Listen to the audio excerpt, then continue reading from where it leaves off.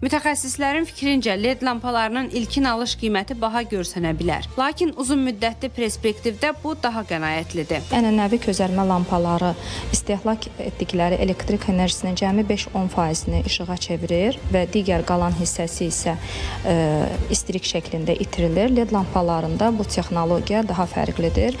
LED texnologiyası isə eyni işıqlandırmanı xeyli az enerji sərf etməklə təmin edir. Məsələn, 8-10 watt gücə malik olan bir LED lampası 60 wattlıq közərmə lampasına bərabərdir.